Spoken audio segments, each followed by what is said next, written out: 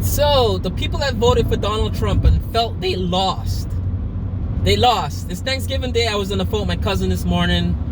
They live in Florida. Husband's staunch Republican, Trump guy, Trump supporter.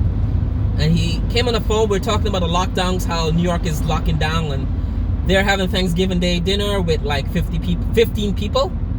And I'm picking food up for my mom to take back to eat with just the four of us in my family, in my household. My mom is having dinner separate from us. And they think that's absurd.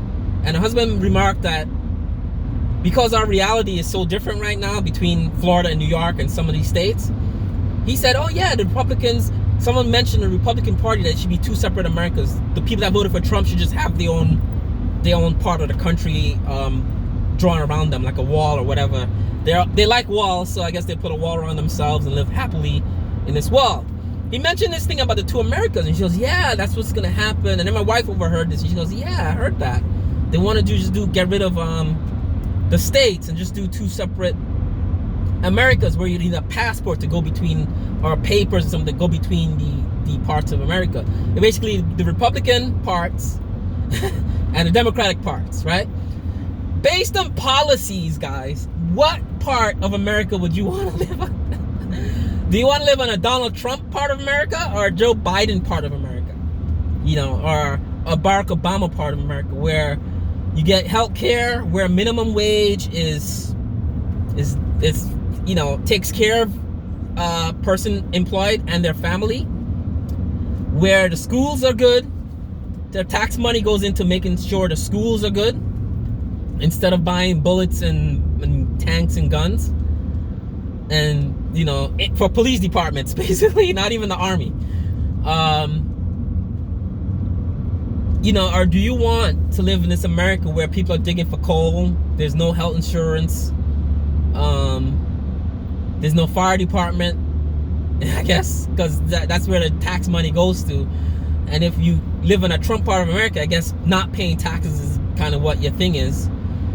But I guess somehow you'll be able to afford beefed up law and order, beefed up police, beefed up military without paying taxes. So I don't know, guys. I would not want to live on that side of America.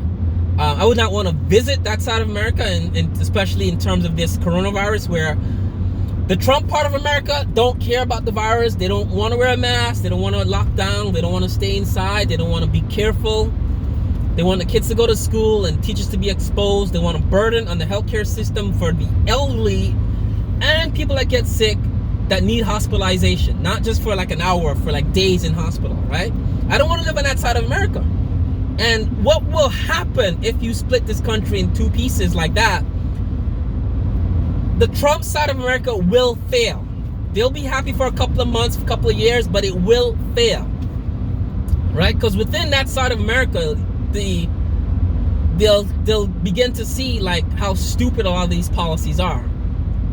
You know, having businesses pollute the environment, oil companies pollute the land and water. Well, where are you gonna get fresh water from? I guess you have to buy from the corporations, right? Right? Whilst making minimum wage, whilst not being able to have an abortion or have choice of building your family, right? I guess you could go to church and pray on it, right?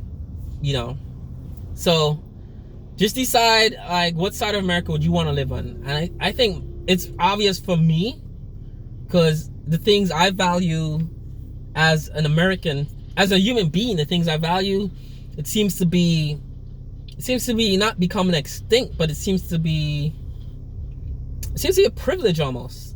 You know, it's a privilege, I think. So anyways, Thanksgiving, not saying I have anything much to be thankful for.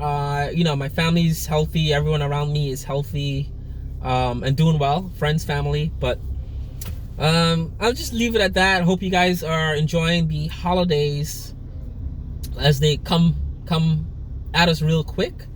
2021 will be a new year, new issues to sort out, and you know, I look forward to fixing the problems in the country from what little I could do.